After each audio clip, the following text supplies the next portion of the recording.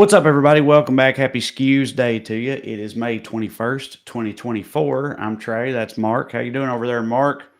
Good, man. Got a fun show lined up. In the back half, we're talking about how Governor of Texas has made murder legal as long as you're racist. We'll get to that in a little bit. Yeah. Before that, we got to talk about we got two separate appearances from people who appeared in Borat movies. Yeah. Having two people involved in politics who were in Borat, the subsequent movie film, feels like hmm a perfect description of Yes. American The politics current right now. state of American politics in 2024. Yes. It's very perfect. Sacha Baron Cohen, man, finger on the pulse. What are you going to say? Yeah. He gets it. Trump's defense arrested yesterday or today. I forget. It didn't matter. They started arguing over jury instructions today, and somebody from Trump's team told CNN that Trump is mentally preparing himself to be convicted. So that sound you just heard was Rachel Maddow coming. Okay. All right, Mark. So, first of all, the fact that he did not testify, like there was a lot made about that on Twitter, but I had, as a very law dumb and somewhat aloof person, I'd gotten the impression that that was the expectation for most of the time, that people didn't expect him to actually testify, and then he didn't. I mean, that's because again, as someone who's law dumb as hell, it makes sense to me. You can't put him on the stand. We know how he acts and conducts himself. Like he's publicly admitted so many crimes and felonies just at his rallies and shit over the years. You can't put him on the stand. I mean, that was a foregone conclusion, right? That was never going to happen. Yeah. Right. But he kept saying he was going to testify, and the press, of course, reported it like it's like the word of God or something. So it's like there's this built-in expectation. Like straight news reporters can't be like, Trump says this, but obviously he's full of shit. So there you go. Second question, you said reports are he's mentally preparing himself for a guilty verdict. What's that going to amount to? Like, then what happens?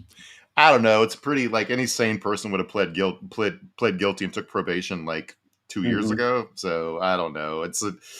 I still can't imagine somebody putting him in jail, but whatever. Me neither. Well, this is like this case, his myriad cases he has. This one was always the one that I was like, look, don't get me wrong. I think he did it and fuck him. I'd like to see him be held accountable. But this is the one that's like, this ain't the one you most want to see him go down for. Like, this is the lesser of all the various felonious offenses he's had over the years. I feel like, it's like, I think I said, it was like, it's like if you're in high school, you find out your bully got in trouble for like truancy or whatever. You were like, this motherfucker was shoving me in the locker and dunking my head in the toilet every day. No one gave a fuck about that. It's like, it's kind of it's not quite as satisfying, I feel like, but I'll take what I can get. Yeah, whatever. I'm not a big fan of the guy, so whatever makes his day harder, I find funny. But all right, before we get to the show, I wanted to talk about the Red Lobster bankruptcy. Love it, please. Because it spun into this weird narrative where they blamed it all on their endless shrimp promotion. It's like it's our fault because like Americans are such fat losers. We can't give you a nice thing because you'll abuse it till we lose money. And it's like that's not at all what happened. Like this. So to walk through some numbers here, and we'll get who the real bad guy is here. They lost. Red Lobster has 578 locations. They lost $11 million on endless shrimp. All right, so it was not the shrimp that did this multi-billion-dollar corporation in. And there's a few interesting things here. There's this company called is a Thai seafood firm called Thai Union, which invested a bunch of money in Red Lobster. They also own Chicken by the Sea. And they apparently used endless shrimp to dump their own shrimp supply and overcharge them for shrimp. Thai Union became their only shrimp vendor, and they were just like charging them up the ass for shrimp. But like the main bad guy here, but I don't get the Thai Shrimp Company, they also are owners of Red Lobster or part owners. So they were part owners. Yeah, they were part owners. So they were dumping their own supply on a subsidiary of themselves and gouging them for it. Is what happened. I have an MBA shrimp. And I don't understand business at all. I don't get it.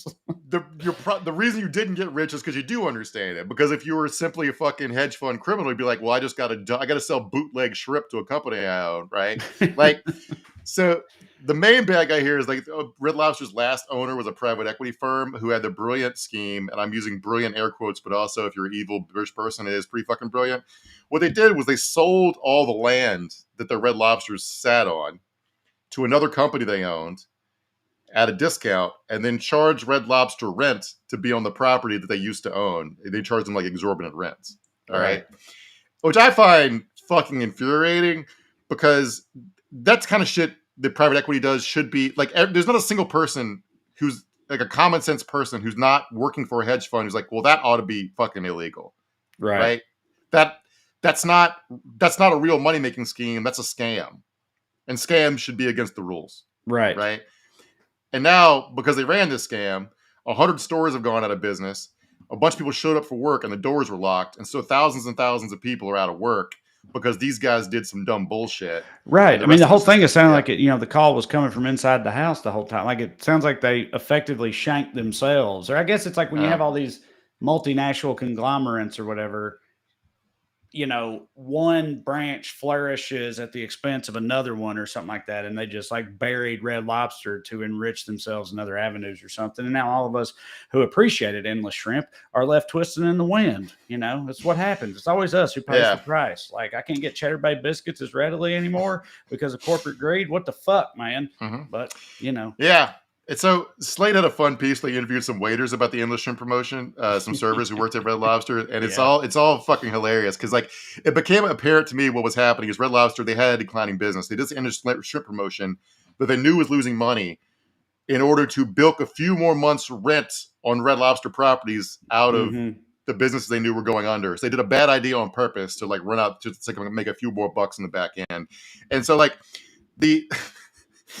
so let me read a quote here from a guy named James Burke, a 23-year-old New Jersey, who told all this happened, worked at Red Lobster, talking about people coming in, being hell on earth for the service cooks and bussers who have been keeping the company afloat.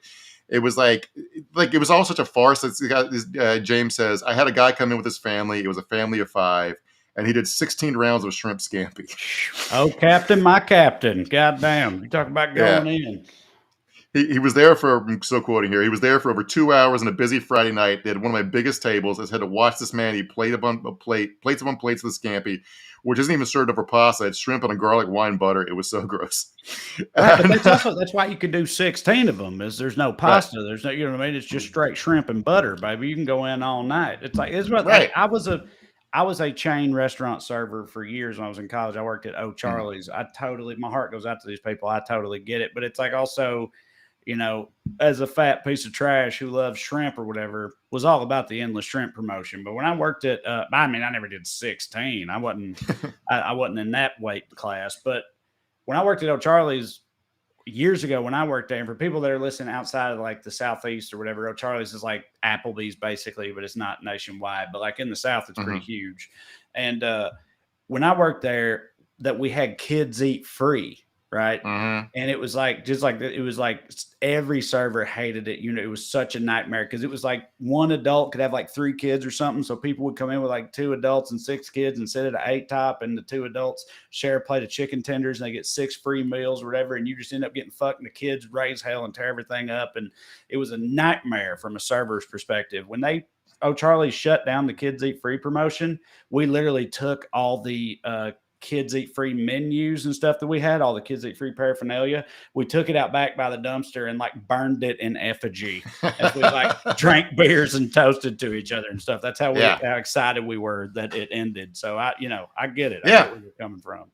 I mean, there was an aspect of this where they were fucking over their own employees to like I said, get another month or two rent. Like this guy, another server said he made about $200 a night before the endless shrimp promotion, and once it became a thing, it was $90. So it's a big difference. $200 a night. Work 4 or 5 shifts. That's like a wage you could live on in most places. It's whereas $90 is way less than that.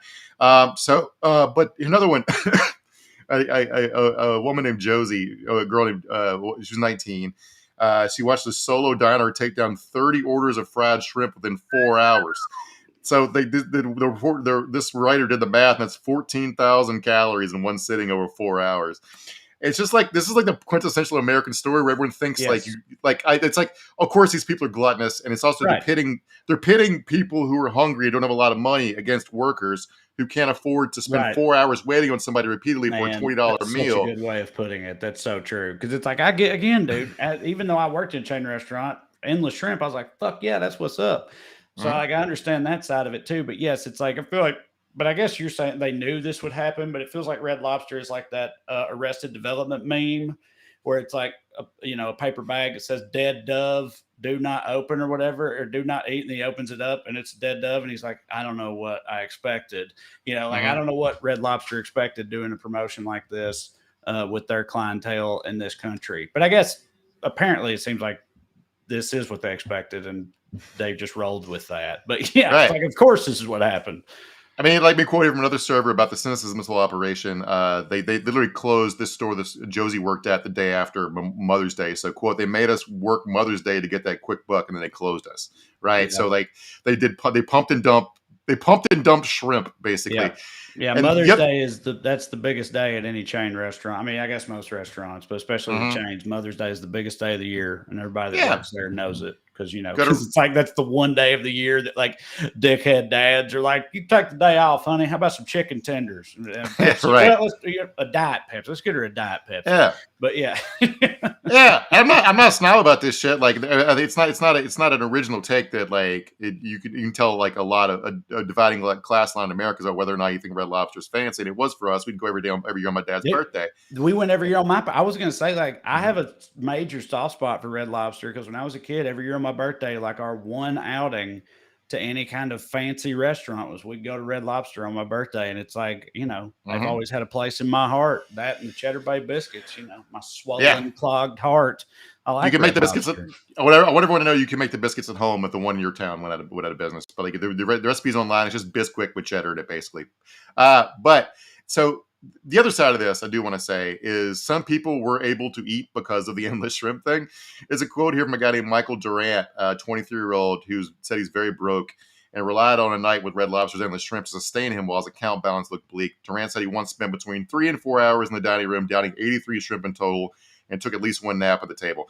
Now, I'm not approving of what Michael Durant did because what he did was fuck over a worker who had a table occupied for 4 hours. If you waited tables, it fucking sucks. Yes. But like, America needs a better social safety net. Yes. Besides endless shrimp.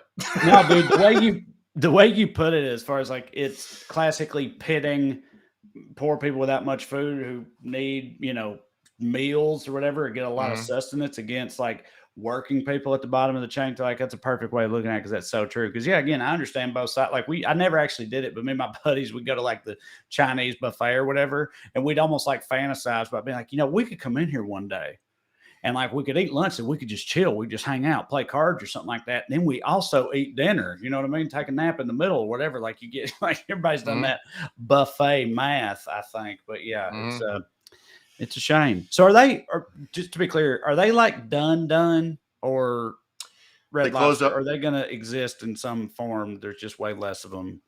Yeah, there's like they closed 100, which means there's still 478 by my math. But like, I don't know what it means for the future of them. Somebody like it was a profitable business to private equity towns. The white trash people all over America, trash people, poor working people, had a restaurant they considered fancy to go to on their birthdays. Yes, people made money working at them. It was a going concern, and these vultures came in and did a paper scam where they rented their own properties to themselves, and now nobody has anything anymore, and all those people should be in Gitmo, and nothing's good at like Joe Biden, if you're watching, any politician who wants to run against this kind of horse shit would win 50 states, right? And I don't know why we can't do it. Right. Yeah. We just can't have nice things in this country, Mark. What are you going to say? All right, let's get into it. Producer Matt is with us doing the things behind the scenes. This is Weekly Skews. Before we continue, I want to remind y'all of a couple of things. Of course, if you want to see me do stand-up comedy live and in person, and of course, you should want to do that, go to TreyCrowder.com. Check out my upcoming dates. This weekend, I'll be in Buffalo and Pittsburgh. Technically it's Munhall, but that's like a suburb of Pittsburgh. I'm going to be in Pittsburgh. Matter of fact, at the like Carnegie Mellon Library theater they have. So that's pretty wild. So if you're around the Pittsburgh area, please, for the love of God, come and see me, and everybody else too. TreyCrowder.com. Also there you can find a link to me and Corey's book, Round Here and Over Yonder, a front porch travel guide. It's fun. The audiobook version is read by us two dumbasses, so you can check that out. If you prefer to listen to your books, Lord knows I think that's cool. And lastly, if you like this program and would like to show your support, You can do so by signing up on Patreon. Go to weeklyskews.com/more or go on Patreon and search for my name. Either way works. $5 a month gets you access to full-length bonus episodes. We're doing another one later this week. We cover things that, come up in the meantime, in between time, or just things we want to talk about. We do Q&As. It's a lot of fun. So sign up on Patreon, get some more Skews in your life, and support the show in the process. As for the show tonight, as Mark said up top, we're going to be covering the wildly typical and deeply disturbing decision of Texas Governor Greg Abbott to pardon a man who was convicted by a jury of his peers for murdering a BLM protester in front of everyone. So that's fun. We'll get into that a little later. But first, we begin with the Daily Dumbass. Matt, graphic, please.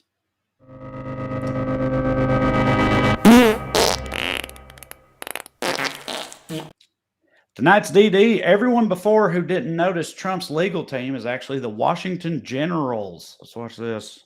Oh, you're scared of that? I mean, everybody talks about him suing a lot of people. They don't talk about his success rate, though, You cut it back. All right, so that's director of the film, the new film, The Apprentice, at the Ali Abbasi at the Cannes. It's pronounced Cannes, right? Cannes Film Festival. I believe so. Yes. Right. Cannes to an American. Yeah. Right. Okay. So The Apprentice is a biopic of Donald Trump of sorts, starring Sebastian Stan, and Ivana Trump's played by Maria Bakalova. She's the first cast member from Borat's subsequent movie film making an appearance on this episode.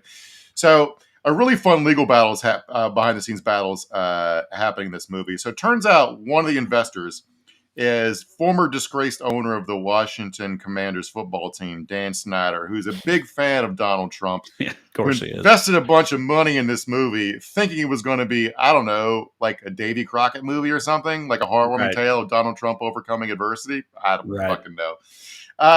And when he saw the film, was horrified, and has been trying to get the movie recut, specifically to take out a few scenes. One where Trump basically sexually assaults Ivana, and another one where he undergoes liposuction and a hair transplant while his estranged mentor, Roy Cohn, dies alone. All right. Mm-hmm. So I haven't seen it. I don't think a trailer's out yet, not public anyway. I'm not sure when the movie's going to come out. It sounds to me like it has the vibe of something like Vice or like a bit of a farce, like an I, Tonya sort of thing, kind of. Right. Which I feel like tonally is the only thing that kind of suits a Donald Trump biopic, in my opinion, is something at least somewhat farcical, because how else are you going to do it? I can't imagine thinking it would be anything other than that if I was asked to put money into it. But for those of y'all that are listening that are not sports fans, Dan Snyder, the previous owner of the Washington Redskins, the Washington Commanders, they were the Redskins for most of the time he owned them, was widely regarded as perhaps the shittiest and dumbest and worst owner in the National Football League, a league which contains such luminaries as my Raiders, Mark Davis, who's had the same bowl cut for 13 years, and a lot of Nepo babies and otherwise dipshits. So it's quite the honor he had. I'm just letting y'all know what his general public reputation was. So this whole thing very much checks out from a Dan Snyder perspective. Yeah, I mean, he donated like millions to Trump's like inauguration. If you like, we can't get into. We could do a whole episode on Dan Snyder's whole thing, but like, famously like drove pimped widows out his cheerleaders. Essentially, he tried to blackmail cheerleaders into having sex with like supporters by holding their passports in foreign countries. He wild shit. Tried to bankrupt widows who were fans of the team by locking them into like when they tried to get out of their season ticket contracts, even though the Commanders are very popular, he could have sold it. He tried to extract. He's just an awful, awful person. Yes. But so, but you got to like, if I could get one thing through the heads of every American to be like, you're not smart just because you're rich, and like. You have to be incredibly stupid to think this movie was going to be a positive portrayal of Donald Trump, because it's essentially a buddy movie about his relationship with Roy Cohn, which is why it's called The Apprentice. Their theory of the case is he's Roy Cohn's apprentice. All right. I just feel like if I was approached by some like Hollywood producers wanting to make a Trump biopic and I was a huge Trump fan, I feel like I'd automatically be. It's Hollywood. They're famously the wokest place in the world, right? That's what everybody hates him so much more for. Like, I would be immediately suspicious of their motivations. I think if I was a MAGA type with a lot of money and someone asked me to fund a film about Donald Trump, like that would be my start. I would default to this is going to make him look bad, right? You know, because it'll be based on the truth and stuff, and he's a dipshit. But right, and we live in the age of like self-produced biopics, like where like people make their own life story and they're famously frictionless and just overcome everything and it makes for a boring, like the movie where a guy inherits $400 million from his dad and then builds a building and then gets elected president is not a fucking good, interesting movie. All right. So like you got there's two layers of stupid baked in here, but also like if you guys don't know anything about the life of Roy Cohn, all right, he was Joseph McCarthy's chief counsel during the Army McCarthy hearings in 1954. This is the hearings where they talked about how the United States Army had been overrun by communists. Yeah. Part of this was a lavender scare where Cohn and McCarthy alleged that the Soviet bloc intelligence services were blackmailing like the State Department, the Army, because every one of them was gay, right? And an element of this is that Roy Cohn was gay and super closeted, although he said he was gay, not homosexual, because homosexuals are weak, which fucking just an awful person. Anyway, Eisenhower banned gays from working for the federal government because of this push, and a lot of gay people supposedly killed themselves overall over being outed all back then. Roy Cohn's clients as a lawyer were mafia bosses Fat Tony Salerno, Carmine Gelante, John Gotti, and also Rupert Murdoch. In 1986, he was disbarred by the Appellate Division of New York State Supreme Court for unethical conduct after attempting to defraud a dying client by forcing the client to sign a will amendment leaving him his fortune. Then he died 5 weeks later from AIDS-related complications, having vehemently denied that he had AIDS. Like, be like, oh, a Roy Cohn movie. Obviously, it's going to be what a great guy he was. Yeah, right. Yes. Yes. I'm surprised Disney isn't producing this. Yeah, right. The many travails and victories of one Roy Cohn. Yeah, given that type of. But, I mean, you think about it. I mean, I don't know, but I feel like Dan Snyder, he probably thinks Roy Cohn was fucking rad or something. You know what I mean? Like, to them, it's like, yeah, he is great. Why wouldn't except for the gay part. Yeah, well, yeah, that's true. That's a good point. Yeah, but he denied being gay. You know, he was one of the good ones, Mark. Yeah, it's a part of this also made me go. The Scooby-Doo confused noise was like. Let me quote here: Snyder isn't the only investor in The Apprentice. Justin Trudeau's Canadian government also put in money, as did the Irish and Danish governments. Is the Danish government happy helping produce movies that like insult potential next U.S. presidents? So all this is. I read that too, and I was thinking, like, I was going to ask you actually, like, don't a lot of other countries, they have like government funded arts programs or something that extend to cinema where you can apply to get some of this government funding to make your movie or something like that. I have to assume that like some version of that is what happened here, and whether they approved it because it's about Donald Trump or not is, you know, that's one thing, but like it's a thing that places do for whatever reason. It didn't go into details of how it was funded, but yeah, I worked in a movie once. It was like basically all tax scams all the way down. You cast one Australian actor because you get a tax credit from Australia for casting in Australia, and a couple British actors because the British government gives you money. You film it in Chile because you get tax credits from them. Yada yada yada. It's like there's a lot of that shit baked in, but like it's just this is all fucking stupid. It really made me go like do double take because all the foreign money flowing into American elections is just like I mean I know America does psyops in other countries, so it's tit for tat shit, but like we just had a whole thing, a years-long scandal about the Russian government running, you know, a campaign for Donald Trump. A bunch of monies trying to like swing primary elections that's coming from like supporters of Israel in ads that don't even mention Israel, and it's like I'm not sure how we put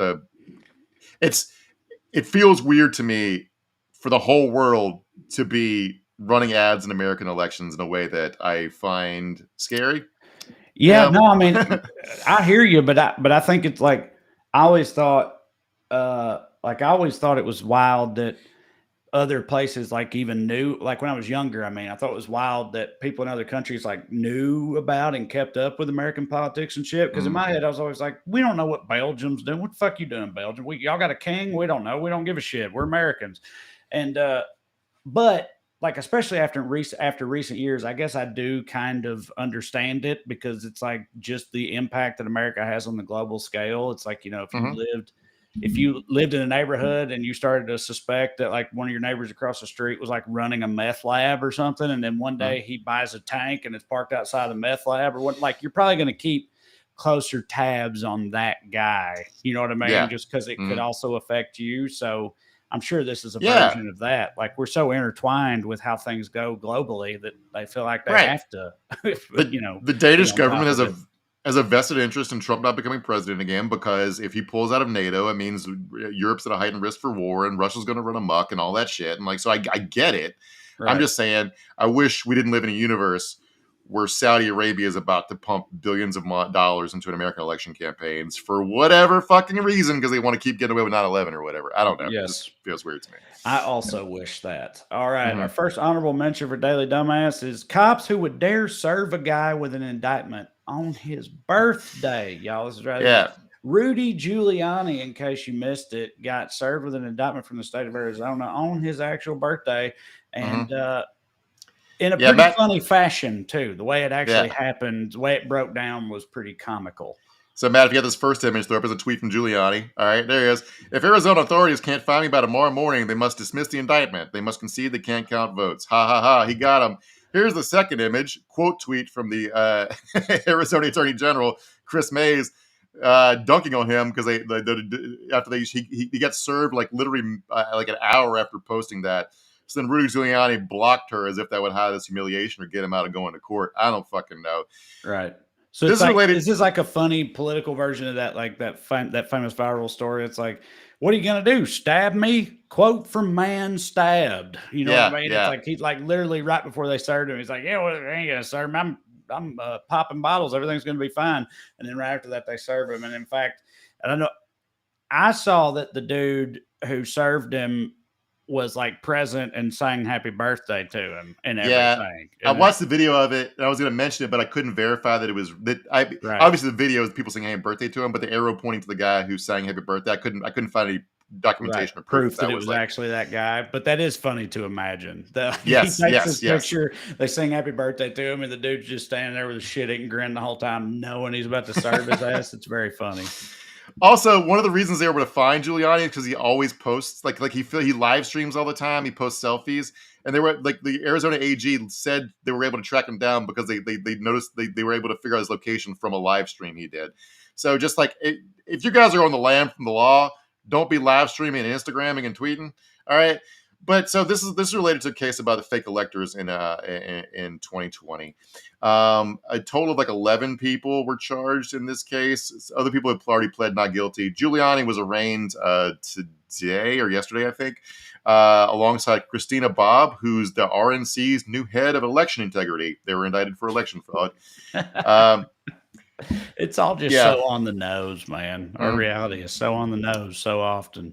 Yeah, so Giuliani had to post $10,000 bond after, he had like, what's the point of going to the lam? You're just trolling. Like anybody else, like if you wouldn't get off with $10,000 bond if you're literally fleeing being served with your indictment for like months. Right.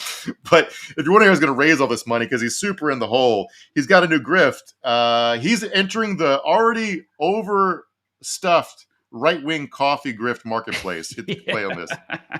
I'm thrilled to introduce you to something I'm incredibly proud of. My own brand of organic specialty coffee, Rudy Coffee. Believe me when I say it's the best coffee you'll ever try.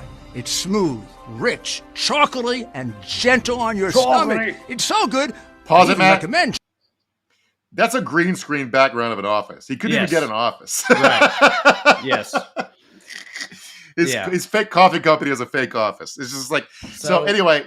We talked about this on Well Read. Corey brought this up on Well Read. We were talking about it, and it's like you said, the fact that the overcrowded right wing coffee market is funny because it's like Black Rifle is going to be pissed about this or whatever, you know what I mean? Because they're a direct competitor now, and the existence of that at all is funny, but it also does make sense because there was a long time there where I feel like we would all agree that like coffee and coffee shops got the reputation for being like coastal queer shit because of baristas and Starbucks and all that. And it's like, well, what's a papaw supposed to do to wake up in the morning, right? And in swoops Black Rifle and whoever else. They're like, no, you can have your coffee and not be a queer. You can still be a patriot and drink coffee as long as you buy it from us. We have guns on the bag, or whatever. It's all just the same fucking shit. But yeah, we live in such a cartoon universe, dude, that this is a real thing. It kind of cracks me up. Yeah. And if you add up all his legal bills and the $148 million settlements and all this shit, he's also been put on an allowance by a judge, and he's trying to file appeals, and the judge is like, okay, well, you can appeal, but you can't use the money you owe these women to appeal, the women in Georgia. So he's got to someone else has to fund his appeal. Anyway, all he's got to do for this coffee scam to work is move about $150 million worth of this shit plus legal fees, and he's back in the black, baby. See, okay, so on that note, I was reading all this earlier, and I just couldn't help but think, because I'm so money dumb and poor white trash. I just don't get it. It's like people that get into this position somehow infiltrate the upper echelons of society, usually by being born into it or whatever the case may be. But yeah, he had $150 million judgment served against him, right? He hypothetically has no money ever, but I'm sure he's still got drivers and fucking the whole staff and all this stuff all the time, right? I'm sincerely asking, how do they do that? What is it? Because they have benefactors that prop them up. Where does the money? Is it because money at that level is just made up on spreadsheets and isn't even real? How do they do that? Because if that happened to me, I'd have to go live with my fucking Uncle Tim or something. What do they do? Live on debt.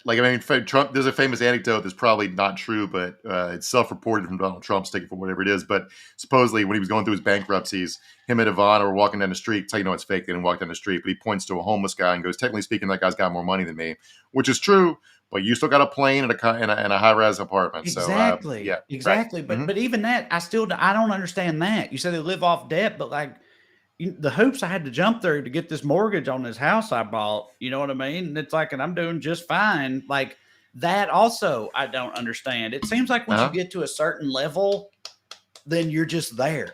You can just, it's there's some tacit understanding or agreement they all have with each other where it's oh, we'll just, we'll change this spreadsheet number to this spreadsheet number or whatever. And you can be technically broke, but still live in a mansion and have your full staff and all this stuff. It's I don't get it. I don't get how it works, man. Right. It bothers me.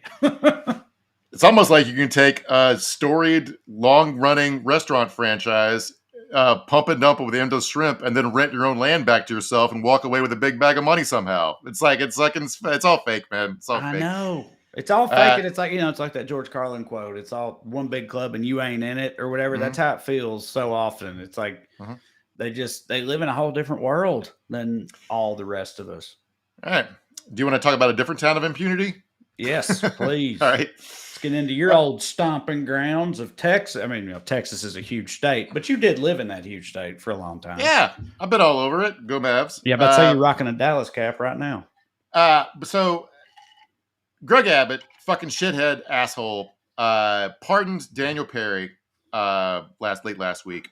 Perry was convicted of killing a Black Lives Matter protester by the name of Garrett Foster. Foster was open carrying an AK-47, which you're allowed / encouraged to do. I was about to say, they love that in Texas. Dudes like Perry post videos all the time of themselves going to an Arby's fucking strapped up with an AK-47 or whatever, because this is America and you got a God-given right to do that. Right. Foster, since race is an element of this case, I should mention Foster was white. His fiance was black, and it was a Black Lives Matter protest. And if you're wondering, there's some sort of other part of this story that was a mitigating factor, maybe something else about Perry made him sympathetic. We'll get into the details of the case in a minute, but no, Abbott pardoned him purely because the person he killed was a Black Lives Matter protester, and that's it. There's no other part of this story. And this the frightening part about this, besides other stuff that's going on in Texas at the moment that will make this story make a little bit more sense thematically, if even more frustrating, is this is just like back when white people would lynch freedom riders who came down from the north in the 60s. Right. It's it's part of the same fucking story. Right. He killed a person for caring about civil rights, and the government's that's A-okay with us. Good job, you're free. All right.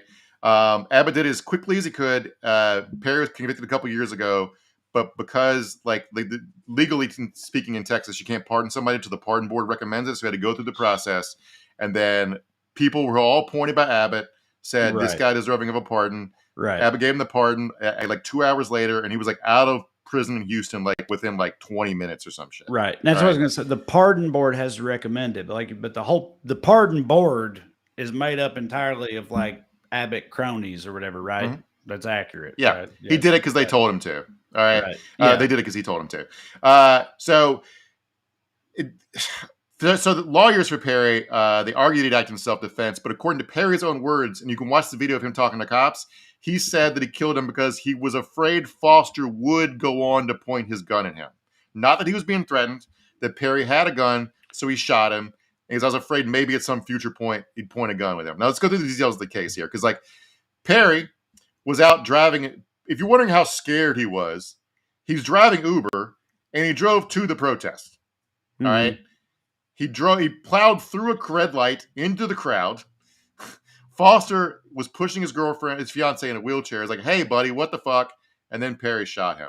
All right. Yeah. He said, "Hey, buddy, what the fuck?" while having a AK-47 strapped to his back, but he's not holding it. He's not pointing it at him. Mm-hmm. He just has it and is like, "What the fuck, dude? You almost ran us over," which is what anyone would do in that scenario. And then he shot him at that point because he was worried that it's just the irony of the whole thing. Imagine all these Gravy SEALs you see going to Arby's fucking geared up the way they are with their rifles on going in there. Imagine a black dude just shooting one of them dead because they have a gun on them, just period. It's I thought he might try to kill me. Who knows? He could have maybe tried to kill me. Imagine the way that would be treated or talked about by the American right if something like that happened. You know what I mean? This man's just exercising his Second Amendment rights. This is given to us by God and the Constitution, you know. I mean, it does happen fairly often that a black person legally, owning a gun just gets shot and they go, "Well, he had a gun." It's yeah, but what the fuck, man? It's it happened to an Air Force veteran, cops with the wrong address and killed a guy because he had a gun in his doorway because he answered the door when cops knocked on his door in the middle of the night. And they're like, "Oh, what are we supposed to do? He had a gun." I don't know, man. Past laws, everybody's not carrying a gun all the fucking time. Yeah, but I'm saying if a white guy with a gun got shot by a black dude at wherever out in public without actually threatening him or whatever, the way that would be treated.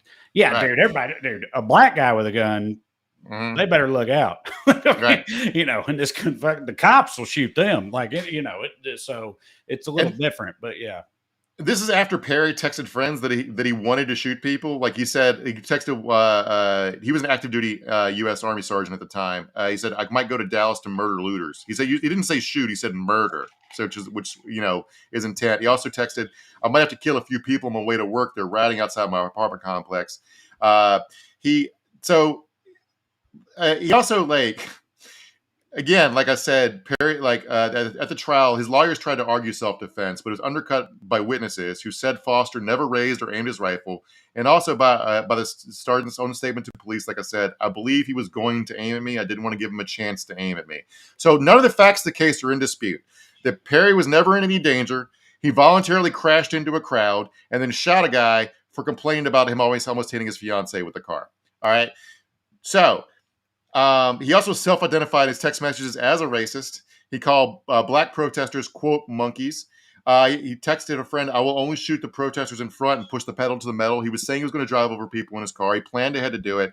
And I know, I think we lock up way too many people in America, but if one group of people I'm cool with locking up and throwing away the key is people who commit premeditated murder based solely because of another person's skin color or their association with people with their skin color. I don't think that's fucking weird. And so he also, a side note, he also became public that he was sexting underage girls, right? Mm-hmm. He told a girl, "Be careful not to send him nudes until you're of age." And then told her to argue to make a case why he should be her boyfriend. They freed a fucking a child sex predator to own the libs here. All because Tucker Carlson, back when he had a TV show, suggested they should do it. And that we did an episode. You're not stuck in a time loop. We did a whole episode about this back during his trial when Carlson was calling for him to be pardoned a couple of years ago. So if these facts sound familiar, you're not imagining it. So Abbott after doing this, said, quote, Texas is one of the strongest stand your ground laws of self-defense that cannot be nullified by a jury or progressive district attorney. So the progressive district attorney, his name's Garza. We're going to talk about him a little later if we have time, because it's a part of this is a rivalry between the conservatives in the state and Garza, who's a Travis County district attorney, who they hate because he tried to prosecute a couple cops unsuccessfully for violence during the BLM protests. All right, so keep that in the back of your head here. I just don't, the whole like, oh, we got strong stand your ground laws. It's like we also support people wearing their AK-47s out in public or whatever. And it's like, but if you do that, I mean, this case implies if you do that, someone else can shoot you for doing that, and they also have the right to do that. And then you would assume that someone else has the right to shoot that person for shooting that person for having it. It's like, where does this logic loop end up? You know what I mean? How is this actually supposed to work? Is this supposed to be cool to do this shit or not? All you gun rights lunatics. Like, this is the type of case where it's like they should be coming to bat for Garrett Foster, I feel like, in a situation like this, you know, but they're like, where's the NRA at, or all the gun nuts? It's like, he was just being a God-fearing, red-blooded American, exercising his 2A rights, and someone shot him to death for it. Like that. How does that not the way they look at it? Where are they at on this? But the guy who got shot believed other shit than what they believed and represented something that they don't like to be represented. And so that's pretty much all that matters. Exactly. And let me quote here from Ken Paxton, their shithead attorney general.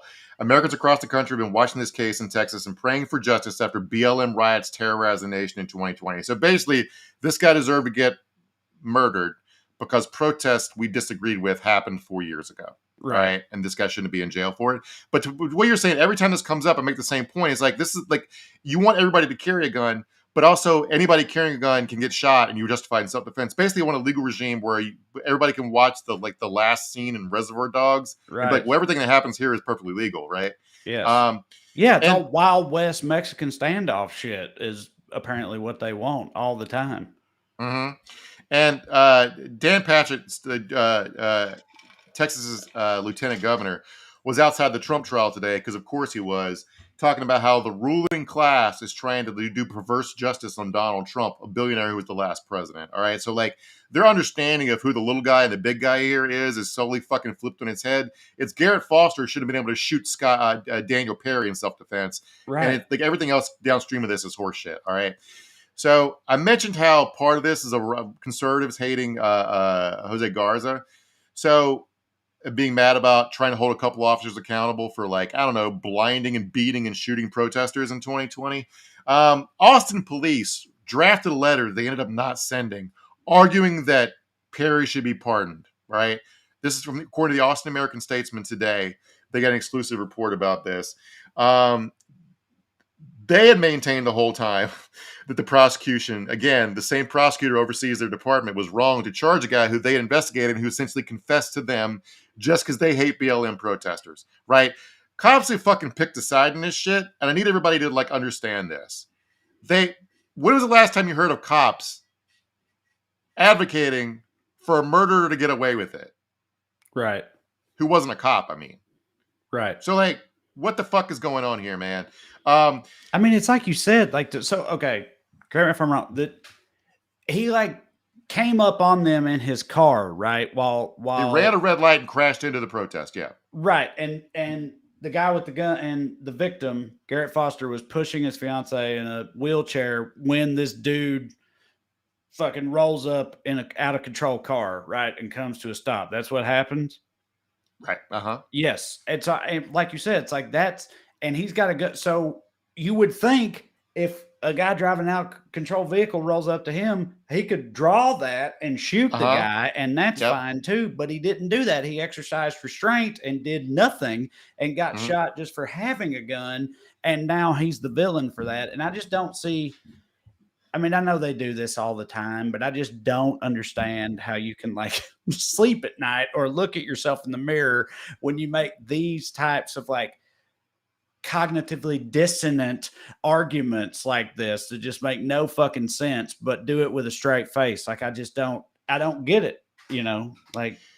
I don't think they see it as cognitively dissonant. I think sorry. if your first principle is that America has a social hierarchy and that black people should pipe down and stop making so much noise about being mistreated, then Daniel Perry is a hero, and that's But this essentially the guy, end of the it was a story. white guy, right? He shot a white guy, Right? But he was standing up for his black fiance and his fellow American citizens who he thought were being mistreated by police, and he was saying so loudly in the street. And like Foster, maybe there's something bad about his character that I haven't seen, but he was beloved by his fiance and his parents. He was an Air Force vet. He was a former mechanic in the Air Force. Let me quote here from his mom named Sheila. "It doesn't make sense. I feel like I'm in a Twilight episode. This doesn't happen. Twilight Zone episode. This doesn't happen. It seems like this is some sort of a political circus and it's costing me my life." Her son was a supporter of the Second Amendment, obviously, who advocated for free speech and been attending the racial justice protests in 2020 day after day. "He deserves so much better," she said. "He was an Air Force veteran. He was out there protecting people from people like Perry." Which is it. He was out there being what you're supposed to do as a white ally, is putting his body on the line to also be a part of the protest, to Right. to try to prevent them from being fucked with more brutally, and he died for it. His former fiance, named Whitney Mitchell, let me quote her, said Abbott's pardon, quote, "desecrated the life of a murdered Texan, impugned that jury's just verdict, and declared that citizens can be killed with impunity as long as they hold political views that are different from those in power." This is pure viewpoint discrimination, anti-First Amendment shit, exercised at the end of a gun. All right? Yeah. And we talked about the student protests and stuff. It's like, it's hard. Like, when I say no one really believes in free speech, this is kind of what the fuck I'm talking about. And like, I find it internally frustrating that like right-wing protests in America are lauded. If January 6th had been slightly less violent, it would have been valorized. And I was running around everybody. They'd done January 6th dry runs where armed people had occupied state houses in multiple states all over the country, and nobody got killed by cops or anybody else. All right. Right. And so this is part and parcel of like what's going on in Texas. If we widen the scope a little bit, they're clamping down on all kinds of dissent in Texas. It wasn't just like Abbott sending Department of Public Safety into UT Austin. We wouldn't send them into Uvalde to crack students' heads, and no one ever got charged. They didn't even bother charging the students. They didn't even go with the back end of this farce that they usually do. They just arrested people and let them all go. All right. There's a broader crusade against education, which we talked about a lot. State universities have fired hundreds of workers that were dedicated to making college classrooms reflect Texas's diversity, which Texas is a very diverse state. Houston's one of the most diverse city in America. This is not some like white fucking backwater. No, I mean, hell, I feel like everyone, yes. I don't care what your political position is. I feel like everyone knows that Texas is even if they don't understand it fully, they understand that, there's a lot of Mexicans in Texas. Like there's, but there's a huge Hispanic population in Texas, and then all the white, red-blooded Americans, and then also, yes, black people and all the other types of immigrants that you have in any general big state. Like Texas is, Texas has got to be one of the most diverse states in the union, I would imagine. Yeah. When I lived in Arlington, like three of the most popular restaurants in town, they had a soul food place, a Vietnamese place, obviously, and a hamburger place were all owned by Vietnamese immigrants. Mm-hmm. All right. I lived next door I lived in Bedford, Texas, which is next door to Euless. Trinity Euless is a football powerhouse precisely because they got a bunch of Tongans go there. And I don't have a good understanding of why Pacific Islanders hit so hard at American football, but they do. They do. They just big. I don't know. Well, actually, even the ones that aren't big, like even the skill position players, like, American Samoa is like a young American Samoan male is something like 150 times more likely to make it to the NFL than any other type of young male or whatever. Like they got a wild, I don't know. They just hit at it. They hit at football. Yeah. I don't know if it's still true or not. When I lived there, Euless, Texas had the largest population of Tongans outside the island of Tonga in the world. And if I remember right, because of the climate and they know how to work on airplanes, they moved to near the DFW airport to work at the airport. Maybe I'm misremembering all that. Anyway, but if you want to imagine, put yourself in the pants pissing fright of playing high school football in Texas against the number one team in the country, and they come out and do the haka before the fucking game. Good point. Texas is already hotly contested in football terms in high school, and then a team comes out doing the haka. That's trouble. That's bad news. Anyway, well, that's a scary ass war dance. So everything that's happening in Governor Abbott's Texas, and Greg Abbott's a thoroughly mediocre fucking person who's doing all this shit because he's being led around the nose by right-wing activists who think it's what he's supposed to do. It's not because he's comes from strong, aspiring fascist. He's purely a fucking coward who just wants to keep his job and keep making money. All right. So you got a war against liberalism, education itself, the influence of corporate oligarchy, the surge of Christian nationalism, a war on feminism, strict abortion ban. It's using its own state military to oppose the federal military. And the militarized cops had just fucking killed a migrant last week. They beat one to death on the Mexican side of the border. This is just like a fucking icing on like a fascist cake that just fucking drove me absolutely insane. And like the other shit they're doing, I mentioned Jose Garza earlier. Texas passed a law that essentially allows, sort of like their, the abortion bounty hunter ban that allows that Texan to sue another Texan for getting an abortion. They passed a state law that essentially allows one constituent to file a petition to remove a district attorney who they disagree with.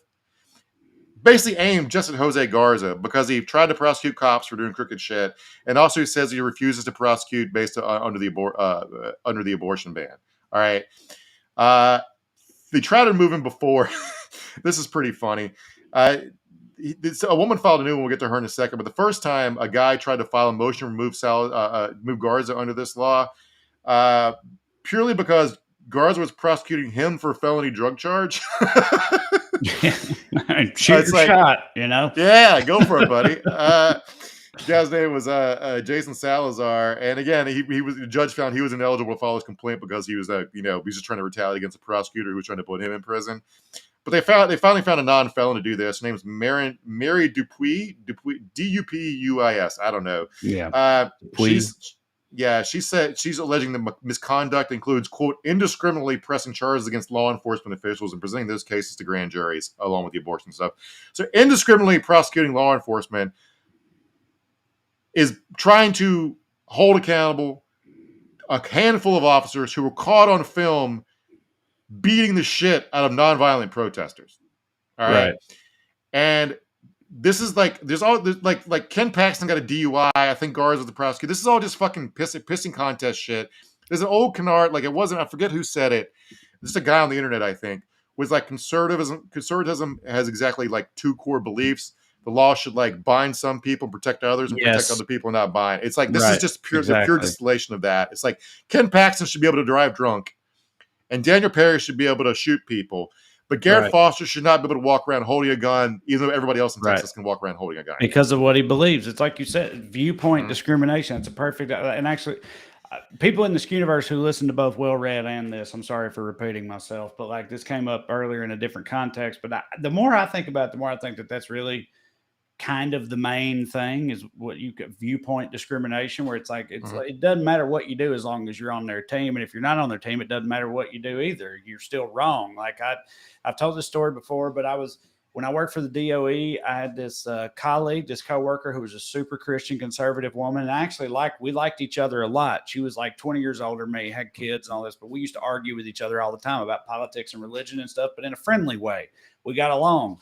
But she was very, very, very conservative. Like I left before Trump, but I guarantee you she's hardcore MAGA by now. Guarantee it. But one day we were in a training course, and the instructor gave some hypothetical scenarios. She was like, and at the time I smoked cigarettes, by the way.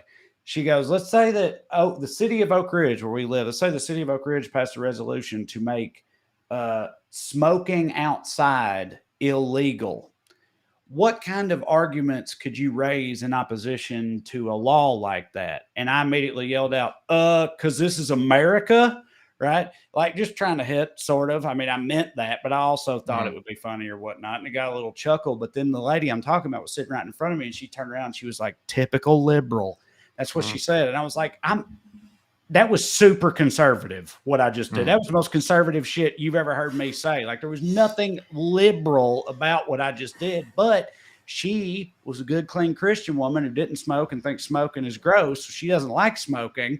And I'm a liberal who said that. So she immediately interpreted what I said as liberal bullshit, even though in reality it was perfectly in line with her purported ideologies and worldview. Right. And it's like, that's just how it works. There's no logical consistency. They don't have actual principles. All that matters is like, if you're on their team, what you do is fine. If you're not on their team, what you do is wrong. And it doesn't matter what any of the other context is about any of it. Like Garrett Foster, if he hadn't been a BLM, he was a white man with like exercising his Second Amendment rights, who got almost ran over by a car, didn't even pull his gun, and then got shot for it.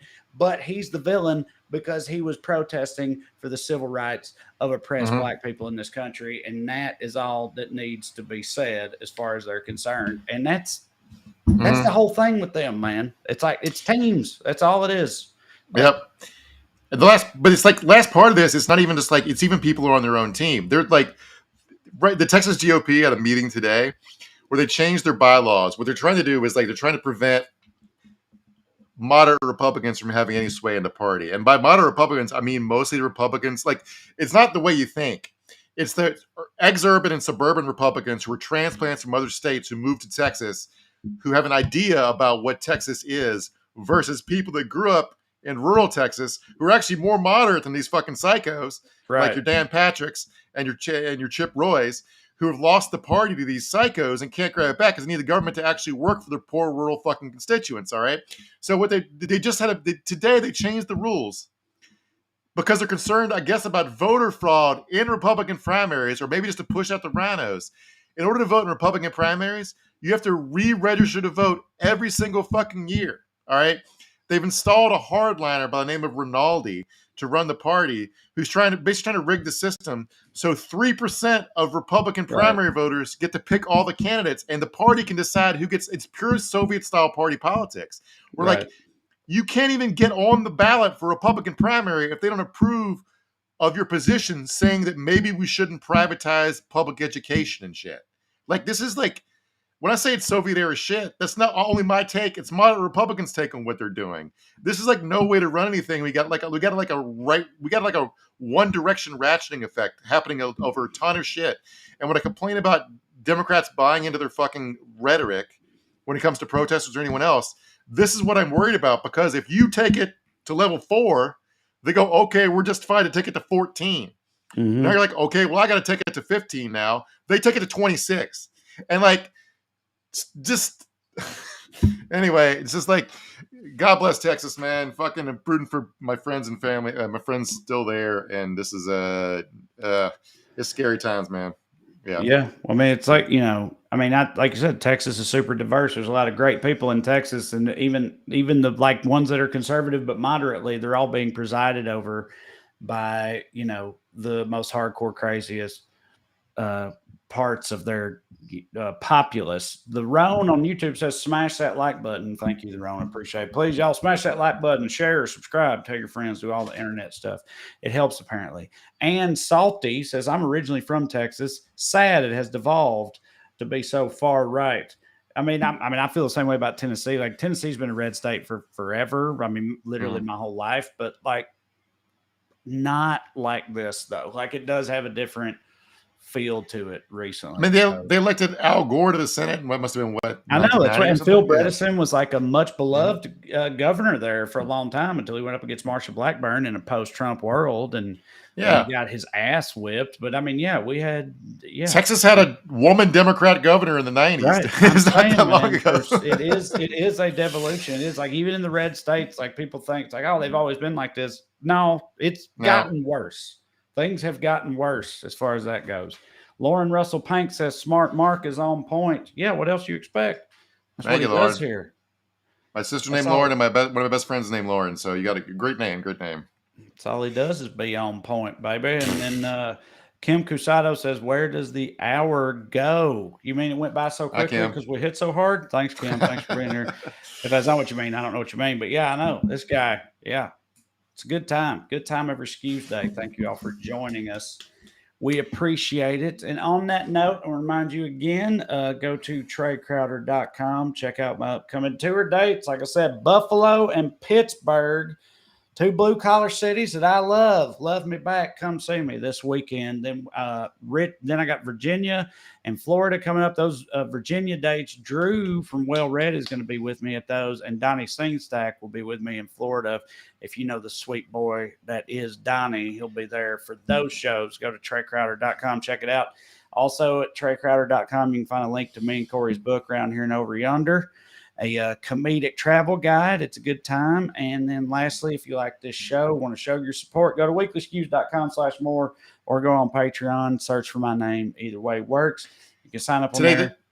Yeah, sorry. Just this week on the Patreon episode, I think we're talking about Supreme Court Justice Alito doing some bullshit and a bunch of morons around our great nation trying to jumpstart a bird flu pandemic by drinking raw milk. It's gonna be fun. How about that? Who don't want to hear about that? If you want to hear about that, $5 a month. Sign up on Patreon. Either way, keep watching the main show here on Skews, and we appreciate it.